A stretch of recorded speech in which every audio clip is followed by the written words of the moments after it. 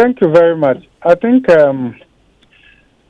we were not expecting much from President Mahama and from the NDC in terms of their resolve to fight illegal mining. But I would prefer that we even say irresponsible mining because some miners have license, but they are doing irresponsible mining across the continuum. Because if you properly diagnose the issue, you realize that the illegal mining, irresponsible mining cuts across the two main political parties, right? So I think what is needed right now will be the various stakeholders, the people of Ghana, we coming to terms that we face existential threats. How do we turn this existential threat to existential opportunity? We cannot leave that alone to government to settle that on their own terms. If we leave that alone to the president and the government to settle on their own terms, I'm sure in the next couple of years, Ghana will be gone. So it's just like a tortoise. Sometimes, yeah, but Prof, talking about leaving government, Prof. I mean, there were people who actually campaigned against the previous government, wanted the previous government out because they said the previous government had done nothing. And you had some of their communicators say they only would fight illegal mining post the election because they didn't want a situation where it would affect them.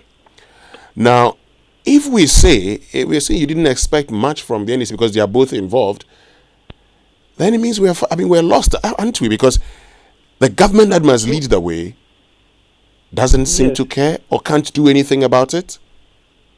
In economics, we say that people respond to incentives, even include leadership.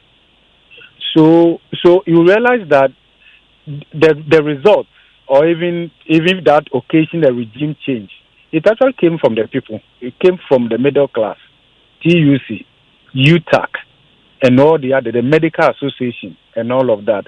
So that's why I'm saying that we need to get all these stakeholders on board. We need to get the security agencies. That way, we'll be able to get government to respond in a manner that preserves our ecological ecosystem. If we leave it to only the president or government to settle this matter, I think it will take a little longer, and by the time we realize it's a different thing altogether. And that's why I'm saying that, look, we cannot leave it to government alone. I think we need to go back to the basics. We need to resurrect the pressure across the various stakeholders, interested parties, so that that way government will respond. Remember that politicians are afraid of the crowd. So if we are silent, then understanding is that it's okay and all of that. And I think that the more we allow time, the more politicians will take us for a ride. And that is why I'm saying that we cannot leave it to the president alone. Because, in fact, if we had a serious government, I mean, like Donald Trump, you could just see he meant what he was saying. And within the first few days, you could see what he has done in terms of executive orders, in terms of a state of emergency and all of that. That is leadership. We don't have that here.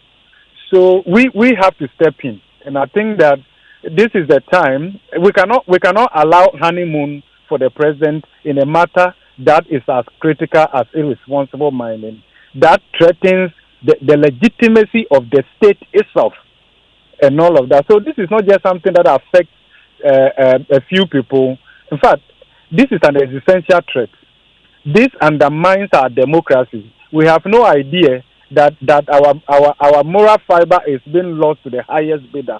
Our democracy is for sale and all of that. So I think that, for our own going concern, for our own future, I think we all need to come on board. I think that is what is needed right now.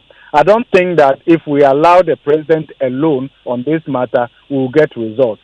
There has to be a measured pressure on the president. We have to bury our political differences, our tribal differences, and recognize that this is the time that we must win another independence for the next generation.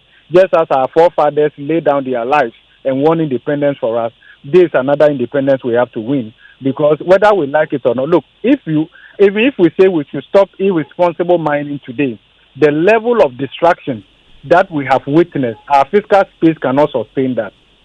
We cannot. And if you look at the projections, in the next 5 to 10 years, in fact, we are looking at maximum the next 10 years, Ghana will have to start importing water. Okay. And if you look at the medical professionals have told us the health implications and all of that. In fact, we don't need a prophet to even tell us what the future looks like. The data is clear. The data is clear. And the solution will not be that, hey, those who can get out of the kitchen because the kitchen is so hot and all of that. I think we have just one country and we have only Ghana.